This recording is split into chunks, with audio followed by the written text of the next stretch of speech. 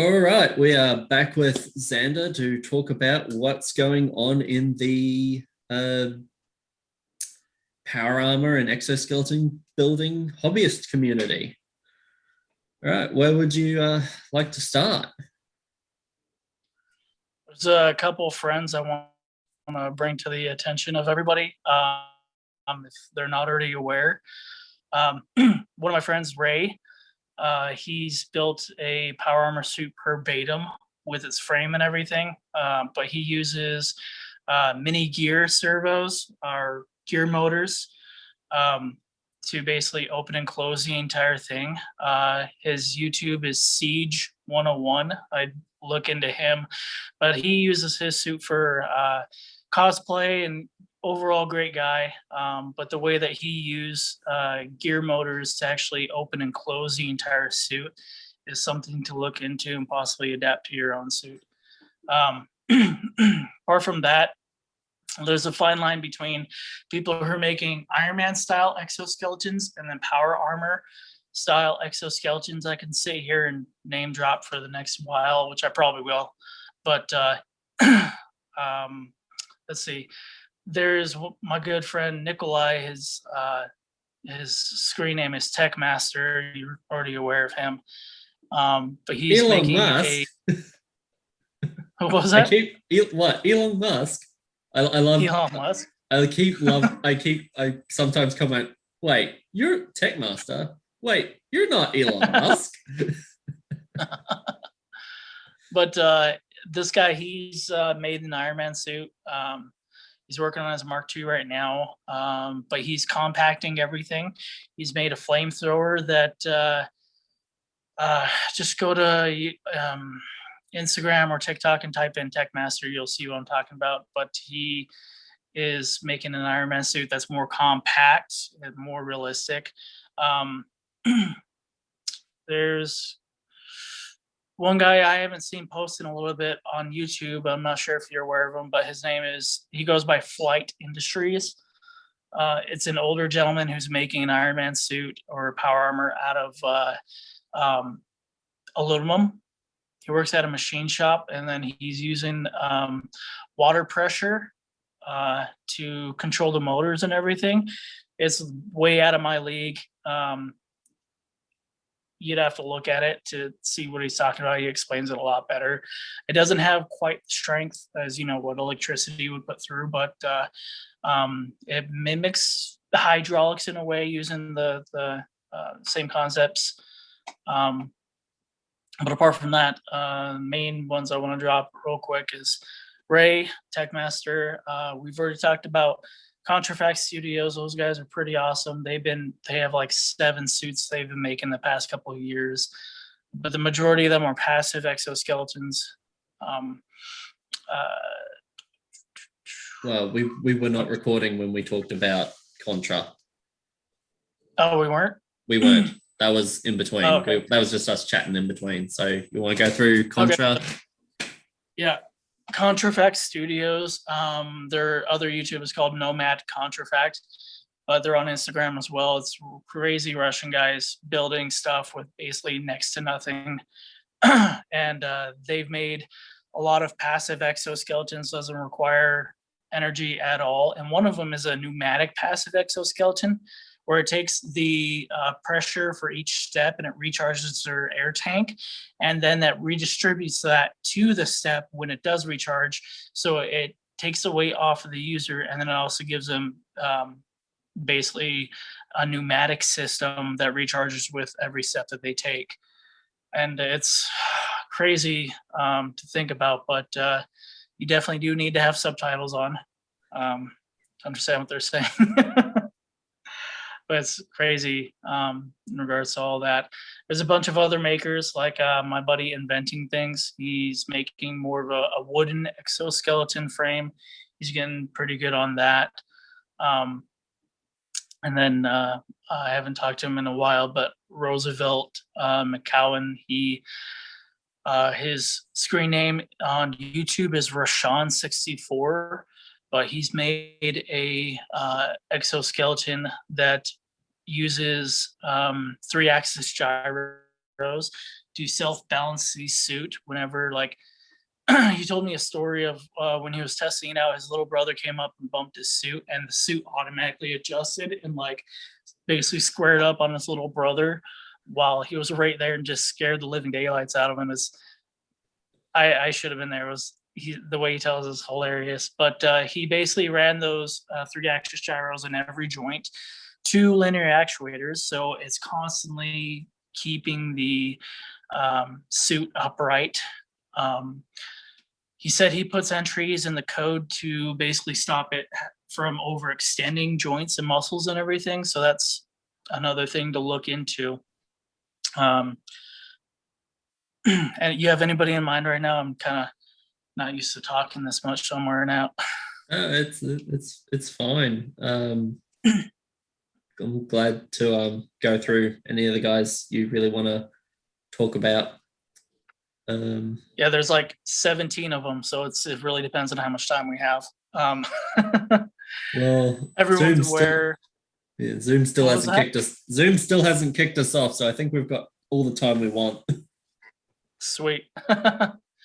Everyone's aware of the OGs, I guess.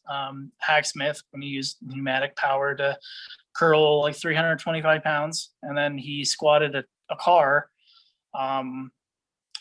That's crazy in itself. And then Colin Furs, if you're aware of him, he made a giant Hulk buster. It doesn't walk, but it has stupid amount of strength. Have you looked up that yet? I think I do remember seeing someone building a Hulk buster. That does kind of sound familiar. Someone building a tank, a Hulkbuster exoskeleton. I couldn't remember if that was Mr. Teslonian or if that was someone else. Mr. Teslonian, he hasn't posted anything in regards to an exoskeleton in quite a minute. Him and there's this other guy who goes by Pierre Biercard on YouTube. He's a French guy who hasn't posted in about 2-3 years. He made the same endoskeleton style thing I was talking about, where he has his own suit he's wearing, and then he's controlling a 10-foot mech right next to him, but his mech doesn't walk. That's a good resource to look up as well. But basically, there's a lot of different people who are building a lot of different suits. Malik, let me see his Instagram name real quick, so I don't mess this up. So it's Thaxton_23. He's the one who's building a more realistic Iron Man suit in regards to like the servos and the motors and everything needed. If you watch one of the videos, you'll see what I'm talking about. But apart from that, it's probably like 5 or 6 makers I've talked about already. Okay, and yeah, there's obviously the big ones like who's the guy with the electrolysis powered one? The what? The electrolysis powered one where he's converting water into hydrogen and oxygen and using that to generate pressure. That is Flight Industries, FLYTE Industries on YouTube. He posts every couple of months, but that's something to look into. You might run out of, I don't know. He was talking about you get a lot of pressure in regards to, because it's hard to explain, but he uses pistons to mimic hydraulic action with hooking all the motors with a water cooling system, but at the same time, it also powers the suit and powers the motors and everything. Way above my league. Oh,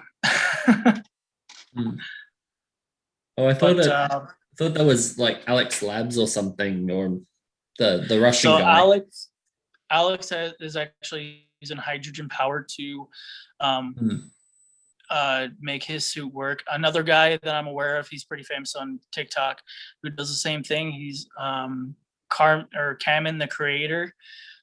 He's getting into that sort of thing. He built his own exoskeleton. It's a base frame, but he mimicked, I wouldn't say mimic, he adapted Hacksmith's pneumatic curling and system, and he curled quite a bit of weight himself with that.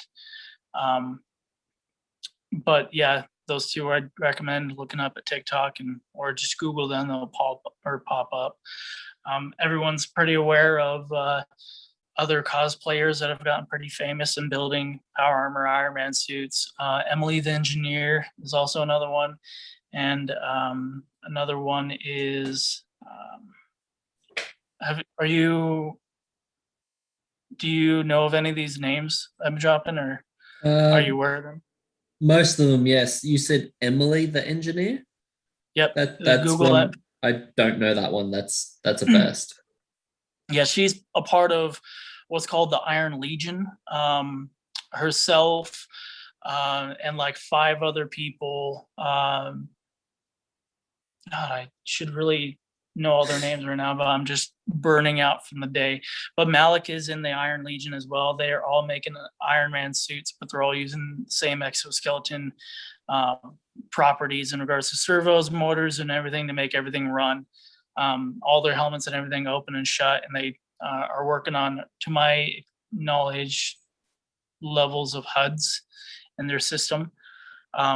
I tried working on that. I have a SparkFun transparent OLED screen that basically runs data to a transparent screen that you use in the eyes. It cost me about $40 each, but I think I might have put too much voltage through them, so I think I fried it. Which is the beautiful thing about working with electronics. You got to be very careful. It's rated at like 3.3 volts, and I put like 7 through it. Yeah, whatever you do, don't let the magic smoke that makes it work out. Pretty much. That's the machine spirit leaving the body. If you're ever needing to display any data or anything from a suit, or if you were to make yourself a HUD or anything like that, there's OLED screens. It's pretty simple setup to just basically run data from sensors. There's like 70 different sensors in circulation right now, but other makers who are building stuff like that, a lot of them are cosplayers. A few of them are making it for actual use, but everybody brings to the table their own trials and experience, and if you can adapt and learn from them, that's probably the best bet. I was giving my buddy Skull smack the other day. He's a crazy Russian guy. He's got like 40 or 50,000 subscribers on YouTube. Skull Mechanics, SKL_mechanics, but he's made the Power Armor suit with this hollow square tubing. He tried to make his own hydraulics. If you don't have the machinery to make hydraulics, don't try to make one. It'll backfire.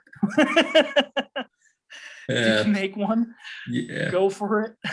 It can be hard, but sometimes we just want to make everything by hand just to prove we can, but sometimes it's probably better to just outsource things. Yeah. I don't know, there's just a lot of them right now. A lot of them are cosplayers, which are using the sort of the same setup, servos to control the 0 to 90 movement in each joint to make it be more self-balanced. One thing I am working on, I wish I brought one of them in here, is for a smaller suit, those gear motors that I talked about for Ray suit, those can be pretty beneficial because the amount of torque that comes off from a little motor about this big, and then the shaft is about 6 millimeter by like 8 millimeter. It pulls like 150 pounds. Like, it's a ridiculous amount of force for such a small package. And yeah, I might have to look into those. They sound like they'd be great for a lightweight. Yep, they're also called stepper motors. So cool. Oh well, I'll have to make a shopping list when I'm at that point. I got a long way ahead of me before I'm ready to start putting actuators into one of my builds. One thing I would suggest is me and you were talking about this off camera, but basically it all comes down to if you're going to be sacrificing speed and mobility for strength and power, there's the pursuit to get the best of both worlds, but you have to make sacrifices on both sides. And it also goes into play with if you're making a suit, power armor suit, or an exoskeleton suit, and you're going to have the entire thing raw from electronics, you got to make it so you can move independently without the motors hindering you. I use rod ends for my joints. It gives perfect range of motion without overextending the joints, and I can hook motors up to the inner diameter to it, so I can have a suit powered with being able to move it independently at the same time. You have to think 3 steps ahead so you don't become like Springtrap from Five Nights at Freddy.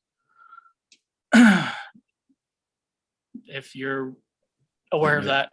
No. I get a lot of those comments on my TikTok videos.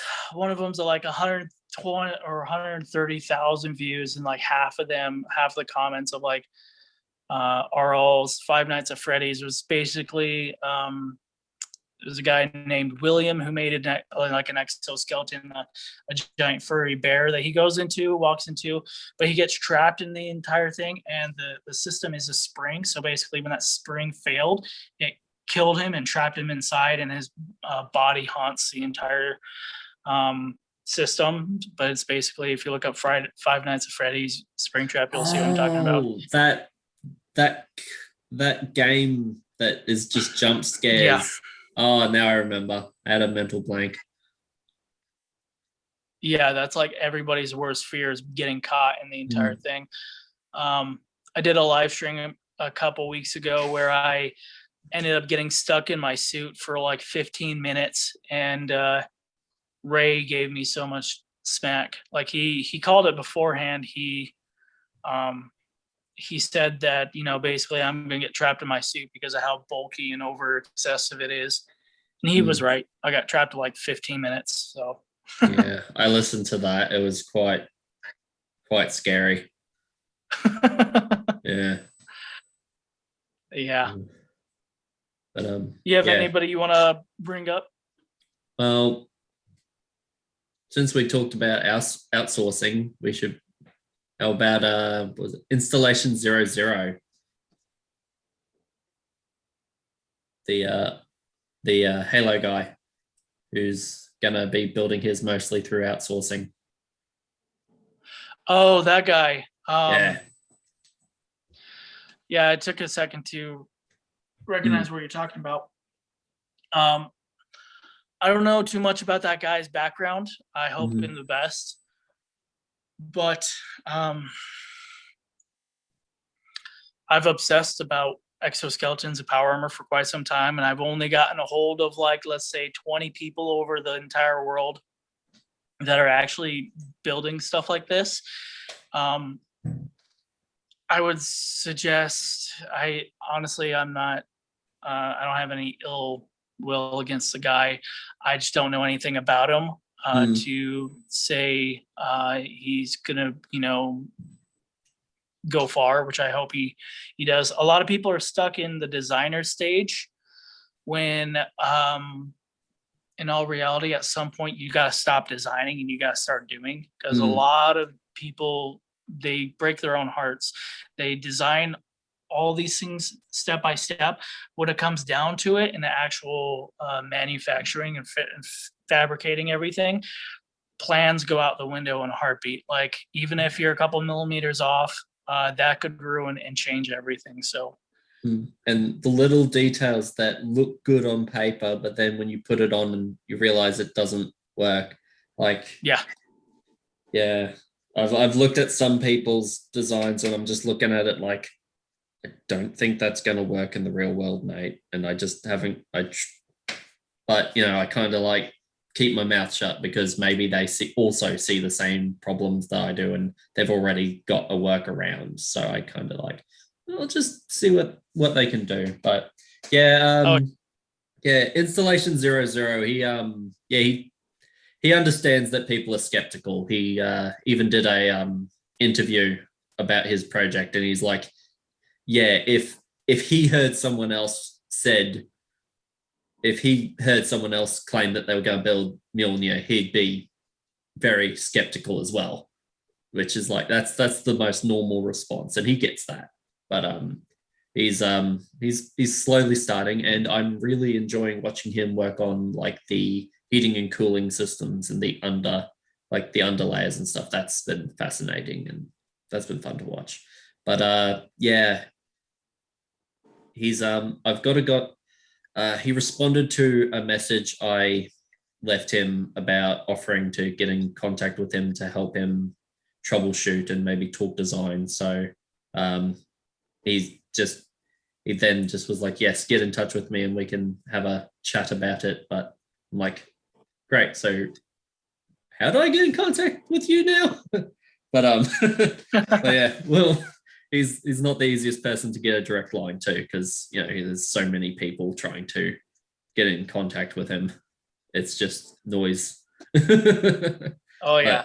Yeah. And one thing I want to add, I've had a lot of people comment on my YouTube saying, you're doing this wrong, you're doing that wrong. At the end of the day, I don't care. Like, I love the feedback. I love all that stuff. But if you feel, and this is honestly, if you feel like you have a good idea for making something, just do it. I mean, if you can make something better than me, highly suggest you go for it. It's not a race. Yeah. I mean, the amount of people who told me you cannot put steel plates inside of the arm or under the armpit or between the legs as articulated plates, the amount of people have told me that that's impossible and that I'm an idiot, it's like, yeah, which is worse because I can then reply to them with 500 photos of 500-year-old armors that do exactly what they say is impossible. It's like, yeah, really, exactly. it can't be done. But yeah, and a lot of people have preconceived notions about how power armor or exoskeletons are meant to work or how they will work based purely on science fiction. It's like, yeah, it's like I've had people tell me like we can't build power armor because we haven't got insert random MacGuffin from sci-fi, when that thing either wouldn't work in the real world, we have alternatives to it in the real world, or occasionally, no, actually that thing does exist in the real world. Like people like, you can't build it because there's no artificial muscles. I'm like, oh, you mean like these? Yeah. With like those expanding kind of pneumatic ones. That's a lot of people. A lot of people base it on science fiction and don't realize that there's an actual real world base of knowledge when it comes to these completely subjects. Agree. Yeah. But a lot of these people, they're barely beginning their journey into this sort of thing. They haven't researched as much, or they're not aware of all these other different things, which I at first it pissed me off when people make comments like that. But in all honesty, it just shows me where they're at in regards to their journey in exoskeleton and power armor design and research and development. Because the more you learn, the more trial and error that you get, the more comments like that stop bogging you. And it is a very niche subject. Yeah, there's not that much the general public does not have an in-depth knowledge of the where the state of the art is with exoskeletons in the industry, and there is quite a bit of stuff that pops up in like YouTube, and people put out like blogs or tech posts, and like I remember seeing one on Instagram about could we see powered exoskeletons for the military in the future, and the most up-to-date thing they had was like 20 years old. It's like, and it's like, dude, like the Hulk suit or like all the Raytheon and stuff like that. That came out like 10 years ago. Yeah. Oh no, longer than that. I mean, was it Oh yeah, sorry, Hulk is 17 years old now, Jeez. and they didn't even know about Hulk. Oh, which yeah, but you can't fault them too hard because it is such a niche subject. I mean, Yeah. if you think that's bad, you should try dealing with blacksmithing and medieval armor. The amount of people are Yeah. like, oh yeah, if you fall over in it, you can't get back up, or they think an English longbow arrow will go right through it, or they think you can't Yeah. move in it. I'm just like, just internally just screaming. uh, uh, I love those interactions, honestly. My mm, friend David Guyton, everybody knows him. mm, He had mentioned that's one reason he doesn't post on those pages is just because people are so in love with the idea of what they know and they don't have any room for any other ideas or any other improvements or anything like that. So yeah, the glories of confirmation bias. oh yeah, that's ridiculous. In all Oh, reality, you want to surround yourself with people who tell you you can't do it. Because like makes you one of want my to do it friends, more. yeah, exactly. One of my friends that I mentioned his name before we started recording. I don't want to name drop it because he's a pretty famous guy on YouTube. I showed him Prometheus standing up and he was staring at it like, what the hell am I looking at? He straight up looked over his shoulder, looked at me, and said, "This isn't going to work." But I didn't take that to heart. And you know who I'm talking about. I already told you his name, but Yeah, that honestly, it didn't put me down or anything. That made me think, oh, well, I'm going to show you wrong. You know, I can make this happen. It just shows you can't let that sort of stuff get to you, I guess. just makes you want to do it more.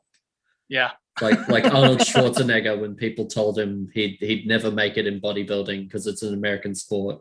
Yeah. Then they were like, "You'll never make it in movies because of your funny accent." And what's this name? Schwarzenschnitzel? You need to change it. Yeah. And then they told him he'd never make it in politics because he's just an actor and he should just stick to acting. And yeah, Right. but, yeah. Don't tell him he can't do something. It'll just make him want to do it.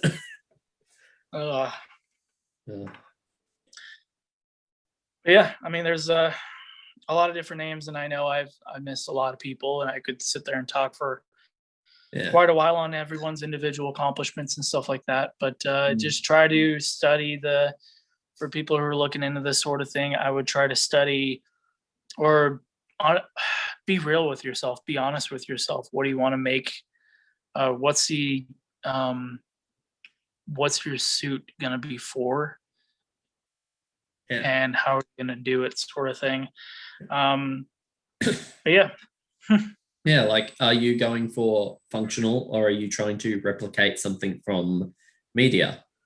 And you kind of gotta, for the most part, pick one or the other because, well, it's easier to try and do one or the other. Trying to do both at the same time is just a next level of difficulty, which yeah. But are you aware of I can't even read his name, let alone pronounce it. He's one of the Russian guys, also known as Exomech.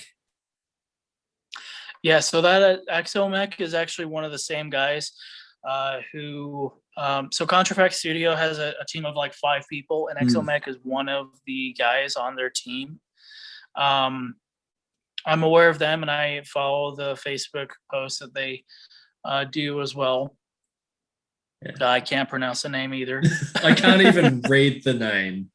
Do not play hangman with them because they know letters that you can't even pronounce. It'd be good that we have nicknames and stuff. Like, I know one of the names of the guys from Contrafact is Oleg, and Apart from that, I can't. Yeah, I need to learn a little bit of Russian to. Oh well, luckily there's like Facebook and Google Translate has been pretty good. Yeah. So Um, a bit gets lost in yeah, translation. I'm aware of them. I enjoy the content that they post. Yeah. There's like 3 people on my YouTube right now that are making their own suits, but they're in the beginning stages of it. I just can't think of their names. God, I should really write a list of like. We should have prepared more, but yeah, if Yeah. we'll wait for them to actually get something that Yeah, they can this is show more of off. Yeah, improv. um, yeah, if anything, if you were to take anything from what I would have to have input in this sort of thing is don't become attached to a design. You're going to get your heart broken, but yeah. get addicted to improving, because if you're not always constantly being critical, but not overly critical, but being critical of like how I can make this better sort of thing, your original designs, you're just going to be wasting material. You're just going to not exceed to the full potential you can get. That hand I showed you earlier on my wall is actually signed by the King of Random when I met him a couple of years ago.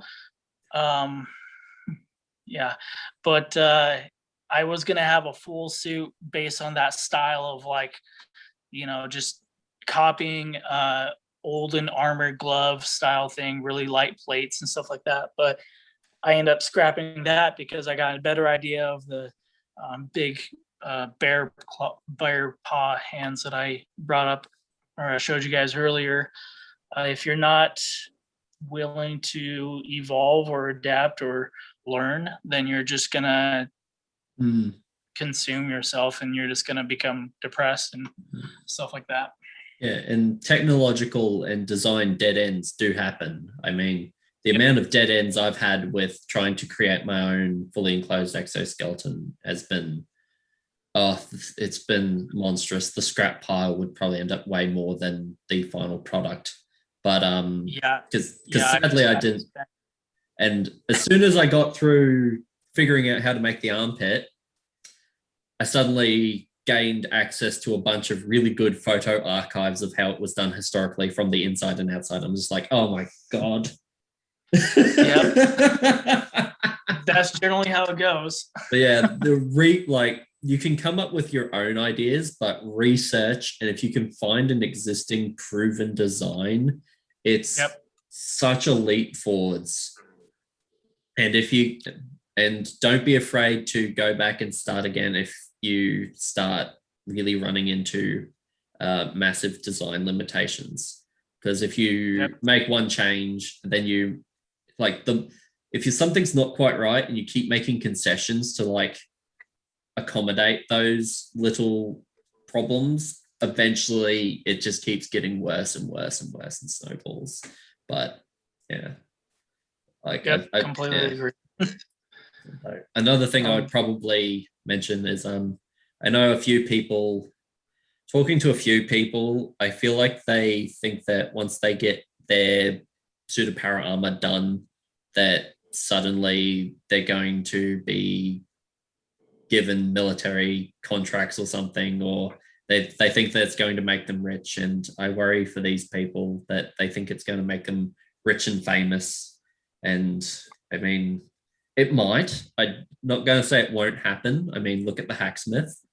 But I kind of feel like you need to, unless you've got a really good business model lined up, maybe focus on doing it for the love of doing it. Because if you're doing it if you're doing it because it makes you happy, then you've achieved your goal. I was going to say, at the end of the day, those who have become famous on this field or basically in maker fields in general is they didn't chase fame or money or any of that stuff like you would think most people would do. I can't tell you how many makers and I follow them on Instagram back and all that stuff. But they follow me, but they try to divert my attention to like stuff that they've posted. But it's like 5 minutes of work, but they put all their heart and soul into it, which I highly like praise because it makes them happy. At the end of the day, that's what matters. And the reason why these makers like Jarius of all the hacks, Smith, Confers, all that, they've kicked off is because they put so much pride and energy into their projects. They weren't just chasing fame and fortune and all that stuff. Mm. I mean, if you want to go for that sort of stuff, you can do the blogging and the Logan Paul stuff, but we don't say that name around here.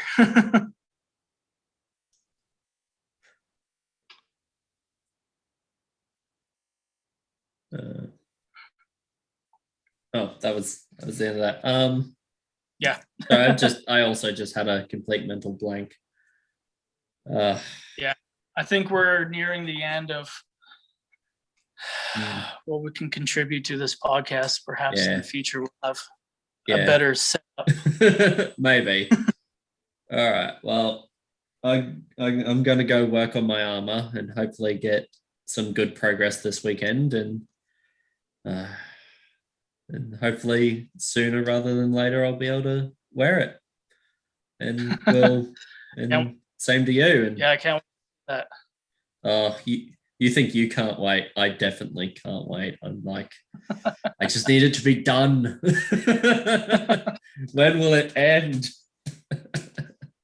I do give you praise on the amount of articulation you have for your armor. It's amazing. Yes. I mean, I've been watching your channel since like early PVC armor days. So yeah, you're actually the reason why I got into power armor and exoskeletons, because you started leaving comments, and then I'm like, oh, people do this as a hobby. Huh. I wonder if there's anything. I just started researching exoskeletons every now and then. I'd find a few people who were building stuff, and eventually it reached the point where I'm like, I need to build one of these, and then there was no turning back, and I'm just like binging.